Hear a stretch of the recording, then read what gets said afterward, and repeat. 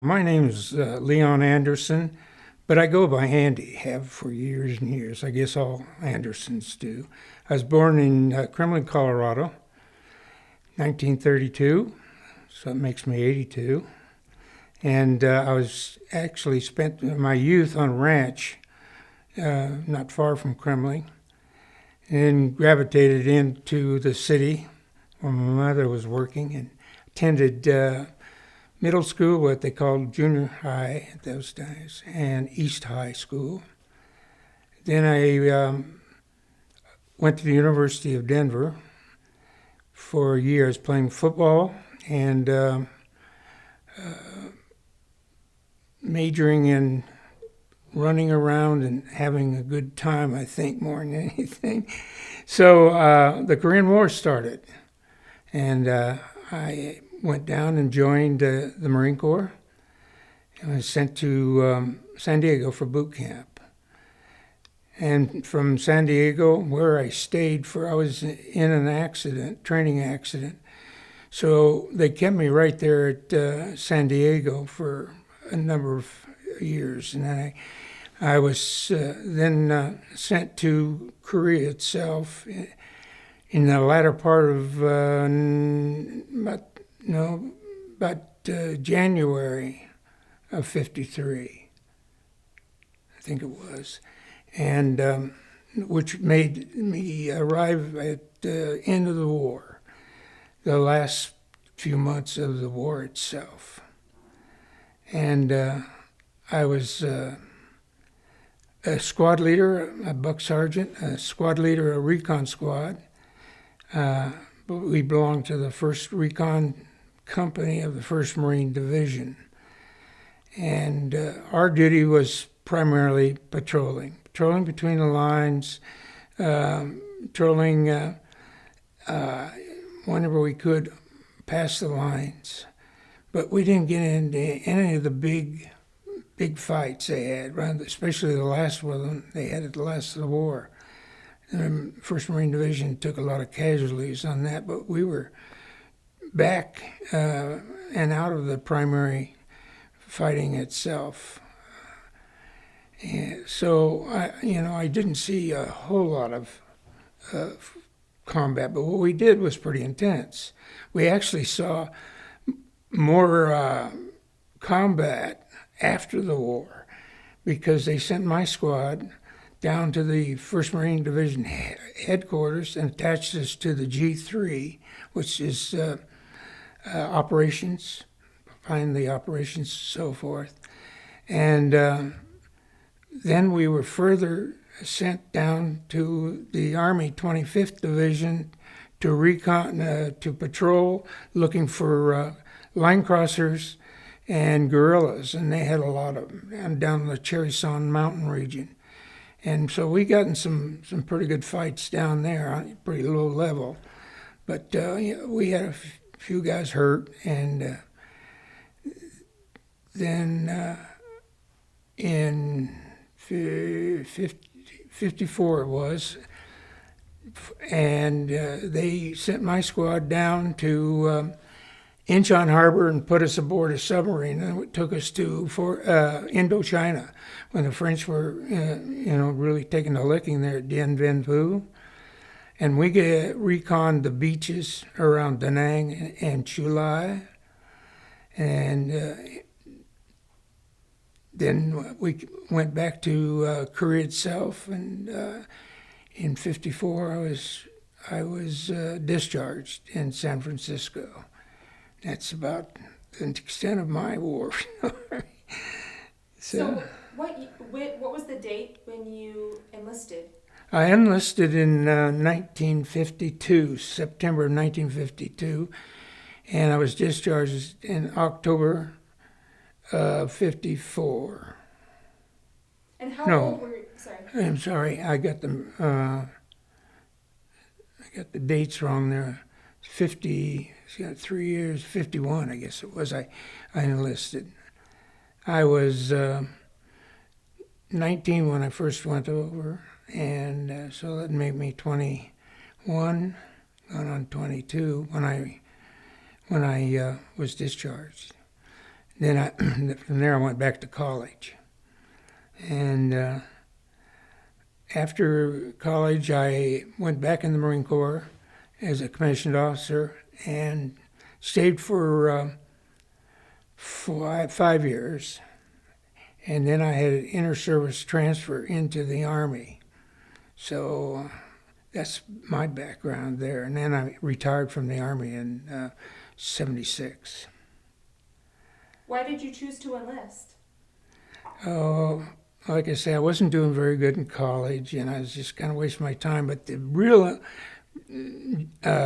reason they made us join the ROTC. All the football team, the young guys, had to join the ROTC, and I hated it, absolutely detested it. So the coach said, "Well, you got to do something to keep you here if we're going to give you a scholarship," which they did. And so a buddy and I went out and joined the Naval Reserve because they said, "Hey, this is not a Navy war. This is all land war." I think it was our third meeting. We came out and there was a banner all around the building there saying that this unit was going to be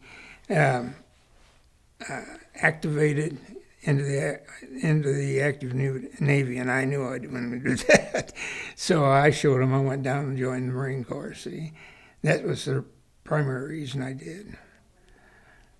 Why, at the age of 19, was that how old you were? You enlisted the first time?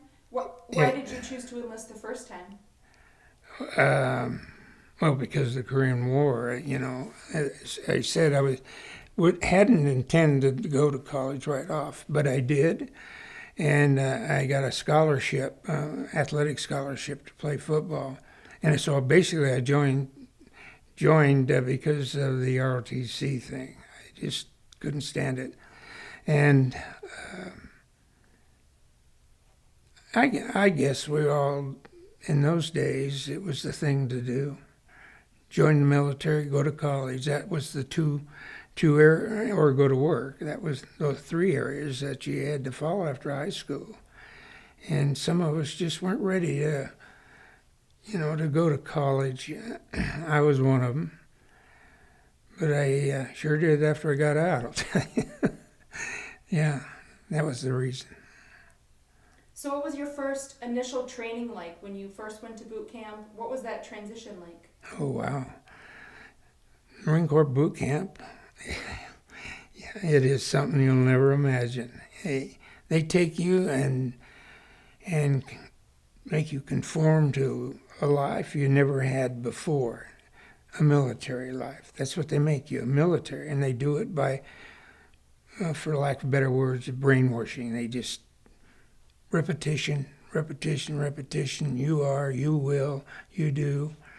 And the first experience you have is pretty scary because you didn't think you were going to get into this kind of a situation, and you did real fast. And it was 12 long weeks, and they take you through all the basic fundamentals of Marine Corps life, to include weapons and history and just the whole gamut. And then from there you go to, or we did at least, go to advanced infantry training. That was at Camp Pendleton, California. And there's where you get into the nitty-gritty of firing weapons, the whole thing. They teach you to fire. They teach you all the basic maneuvers, field maneuvers, and squad, platoon, company, the whole 9 yards. And it's pretty intense. We were firing M1 rifles, BARs, the Thompson machine gun, submachine gun, and 45. Then you went into recoilless weapons, into 3.2 rocket launchers. They don't have any of this stuff today. That's all been, I think I can't really remember. Well, it was my first trip to Vietnam. They still had World War II weapons. The Vietnamese did. So it was probably in, 67 started making the transition to the new weapons they have today, which are a lot lighter, more easily to handle, carry more ammunition, the whole 9 yards. And that's about it as far as the training prior to going to Korea. It consists of boot camp and advanced infantry training. Where did you arrive at? We went in Incheon Harbor and deboated there on landing craft. And they took us into the beach, and then we were loaded on trucks, 2.5-ton trucks, and to a place called Ashcom City, which was the division's rear area, as best I can describe it. Supplies came through there, replacements came through there. And I happened to be going to, as I told you, a recon, and we went over as a squad, and we were attached to assigned to the 1st Recon Company as a whole. So we went basic training together, recon training, and then to Korea together, the whole squad. So actually it was a platoon, I'm sorry, the whole platoon. So we replaced the platoon, and they went back as a whole. Normally what you do is go bunch in, and then they just scatter you wherever they need troops. But we had a specialty, and that's where we ended up. And what was your unit? I was a 3rd squad leader of the 1st platoon of the 1st Marine Division. Can you tell me more about your time in Korea? Is there any stories or experiences that you remember? Oh, Lord. Right from the start, we landed, and the PA system came on and said, now hear this, now hear this. Welcome to Korea. It's 23 below zero. I remember that distinctly. And we had to go from the ship to a barge, was tied to the ship, and formed up into boat units, the LCMBTs, and then taken ashore. And that, from the time you start at to debark, we're waiting in the hull of the ship. And you've got winter clothes on, because you're going to eventually get outside. All your equipment, and I was on the 3rd deck. We had to make our way up slowly up to by the time we got there, we were sweating profusely. And when that cold air hit you, it hit you. You in Minneapolis, And so it started right there, and we went down the ladder, got on the barge, and then we formed up, and eventually ended these landing craft and took us across Incheon Harbor and dumped us ashore. And by the time we got there, we were frozen stiff. I mean, feet didn't want to work, hands didn't want to work, cheeks, everything. And they marched us up past the, what the heck do they call them? Well, anyway, they marched us up to the trucks and loaded. We had just a terrible time getting those trucks. We started to limber up a little bit, and by the time we got on the truck and taken to Ashcom City, which wasn't too far, we were frozen again, riding in open trucks. And then they assigned us to tents, and I had to go out and get as I was a squad, they assigned us to a squad tent. And we entered this tent, and that's what it was, a tent.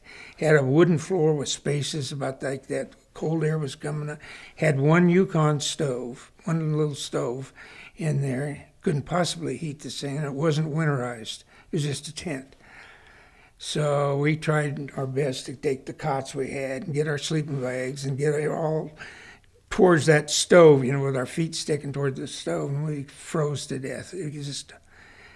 So I said, we're not going to do this again. You are authorized by me to pick up anything you can pick up that we'll use in this tent.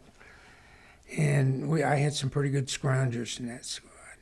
We got another tent, or another stove. I don't know. I still didn't ask them where they got the stove. Got the stove. Got more. They usually would only give us 1 can of oil. We had 5, and we bought plywood in, covered the deck, and winterized the tent. And we also came up with some extra blankets somewhere. So from that point on, it was pretty. It was like home. See, we had to go through a series of lectures. Welcome to Korea. You'll be doing this. This is the situation on the line. This is what's happening. And then went to the rifle range, had to zero in our weapons, and we were frozen again by the time that was over. And they put us on a rickety old train. It was a real old smoke coming out the front of the thing, and rickety train, and took us up to the front lines. And they'd stop every once in a while. And they did. A bunch of little Korean kids would come up and just gather around. And of course, these young Marines giving them part of their sea rations. And in the process, they started stealing watches and rings. They were so good at it, you couldn't believe it. Whap, that thing was gone in a flash. So we had some angry Marines by the time we got up there. And at the culmination of this long trip, they put us off in the wrong place. We were behind an Army unit, and they had to again collect trucks, get down there, throw us in the back of these trucks, wide open, they had canvas cover. But that was it. The air was just freely blowing. We were in our sleeping bags, everything to keep warm. We had everything we could possibly get on. And again, by the time we reached the 1st Marine headquarters, it was frozen time, let me tell you. Seemed like that was our introduction to Korea, and it lasted for about the same time. I've never been so cold in my life, everywhere you went. When you're on the line, you were in bunkers. Some of them were fortunate enough to have a little kerosene stoves in them and everything, but they weren't too bad. But it's when you live in bunkers for a long period of time, you go crazy. It just gets on you. I was happy to get out and patrol and get away from those lines. And then when we weren't on line, we were back at the recon company, had a rear area. It was pretty nice. We had tents, and we had a mess hall, a bunker mess hall, and you could eat, and you had to eat in shifts. You couldn't put everybody in there at one time. It was too good a target, so you had to know the times you're going to eat. And we got a breakfast one day, lunch the next day, and supper the next day, and they rotated them that way. And that's what you got. You didn't eat 3 times a day. You ate once. And other than that, you ate sea rations. Then my first experience online is they took us up, and we were in trucks, moving along, and all of a sudden, this light, just a big light, and of course it was flares coming down in our general area, but trucks had to get off the road and disperse and sit there and idle, wait till they went out, and then we got up again, and then when it finally stopped, we were at the base of the MLR, which was the main line of resistance we had, and we were working for the 7th Marine Regiment. They were on line there. And so we had to climb up this very steep incline, very steep, and you had to be very, very quiet, and because you were right there on line, and every once in a while a flare would go off and you'd have to hit the deck. And finally we got up to the bunker line, and we were assigned our bunkers from that point on, and that's where we stayed. I think we stayed up there for 2 weeks the first time. That was about it, and then we rotated back. Other squads were working with other regiments, so we didn't work with the same regiment all the time. We rotated back. And we did specific things like we patrolled, make sure there was no enemy in between the lines. So we were out in between the lines we did some behind our lines too, just to make sure there wasn't anything back there. We did that kind of stuff. And then prior to an operation where we called it a snatch operation, we'd go up and try to capture North Koreans, or some other mission we had. And so we'd go out and try to gain ground that the enemy owned and bring back prisoners. And that we actually were pretty proficient at it after a while. And that was the primary combat we saw was that kind of stuff, platoon and company level operations. We didn't get involved with the big ones. Mark, you're going to talk to now, was in the big ones, Pork Chop Hill and all that. We didn't do any of that. So then the armistice came, July 23rd, I think it was. And the Chinese, by the Chinese, were fighting Chinese and North Korean. Forgot about that. But they fired their weapons.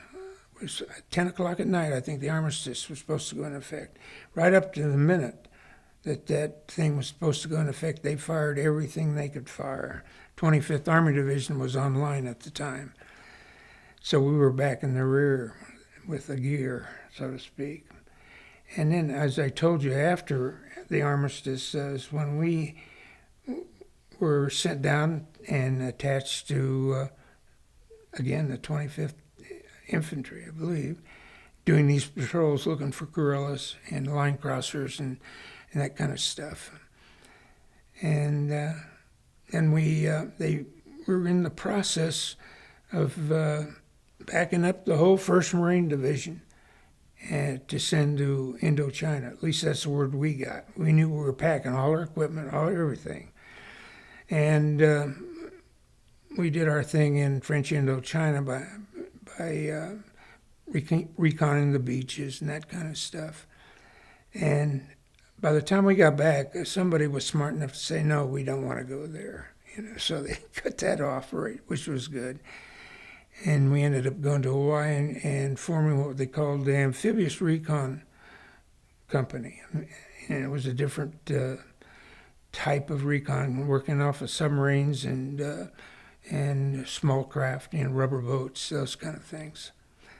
And then back home and back to college. Where all did you go as you were serving? We were online the whole time, where the 1st Marine Division was, not too far from Seoul. Then when I came back into the Corps with a commission after college, they put me in the engineer. I was in the 7th Engineer, but I didn't want to be an engineer. I majored in geomorphology in college. And they didn't know what it was. They thought it was geology. So they were going to make an engineer out of me. And I just not an engineer. I'm not a number crunching guy or anything. So I tried to get in the infantry for 5 years, and then finally I said, I can't handle this, and had an inter-service transfer into the Army. But of course that didn't apply to Korea, but that was kind of the ongoing part of my service in the Marine Corps. How many years did you serve in the Marine Corps? 3 years. That was standard enlistment at that time. Yeah. I spent, as I told you, I was in a training accident. I was on schedule to go to Korea much earlier. I would have been in all the big battles then, but we were in a training accident up at Camp Pendleton and got hurt. And after we got out of the hospital, they reassigned me back to MCRD, Marine Corps Recruit Depot in San Diego. And I was assistant drill instructor. That means I marched them to Chow and marched them here, marched them. It was about the extent of my DI assignment, and played football for the MCRD. So I had a kind of a convoluted career. And even when I was in the Marine Corps, it wasn't like the standard career. So you were in for 3 years the first time you enlisted, Mm-hmm. and then the second time, how many years? So I was commissioned Oh, officer. I was in 5 years in the Marine Corps. Then I went in the Army, and I stayed in the Army until 76. I retired in 76. So I had a lot more time in the Army than I did the Marine Corps after that. What kind of friendship or camaraderie did you build during your time in Korea? Well, as I said, we went over as a squad, as a platoon. We had trained recon, for recon in Camp Pendleton, Camp Delmar, actually, we were stationed. And we went over as a unit, which, as I mentioned before, is unusual.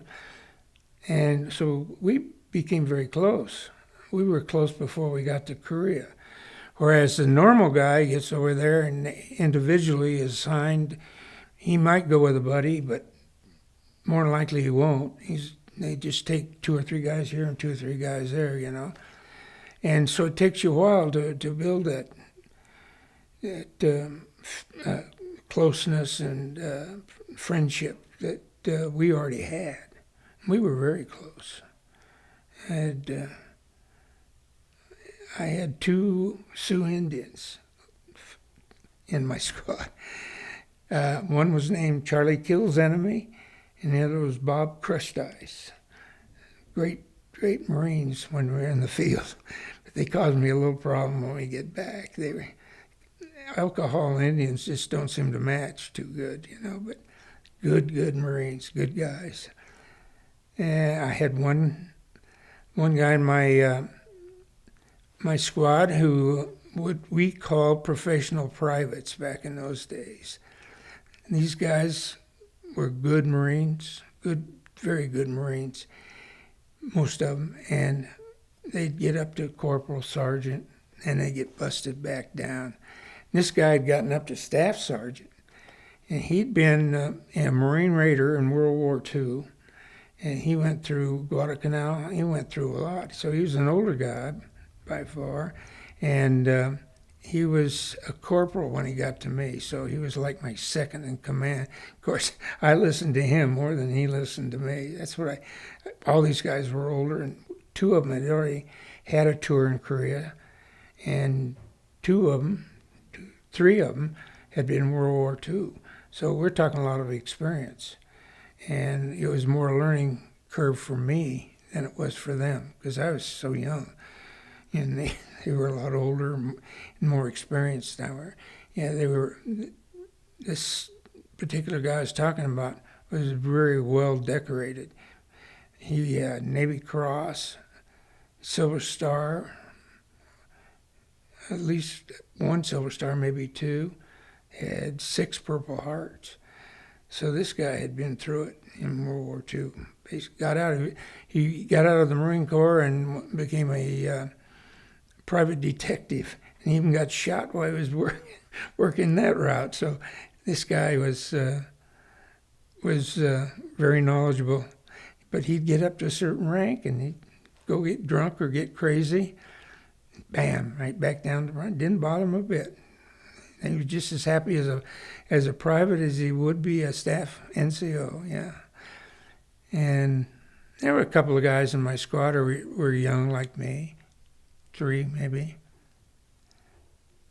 I had a 13-man squad. And so it was pretty well mixed between experienced guys and newbies like me. And by and large, we were better trained than the average Marine were, because we were trained to do a specific job. That's the only reason I say we were more experienced, better trained, but for a specific thing. Where were you when the war actually ended? I was behind the lines in the recon company rear area. We were one company of several that were back in this one area. And so I was right there when the armistice was signed. I mean, when it went into effect. And as I said, They were shooting right up to the very end. And not at us, but at the Army guys up on line. And so I was, exact location, it's hard for me to say. I can't remember the name of anything that would be recognizable here. Just on the 1st Marine Division forward lines is the best I can say. What did it feel like that day? Oh, we got drunk.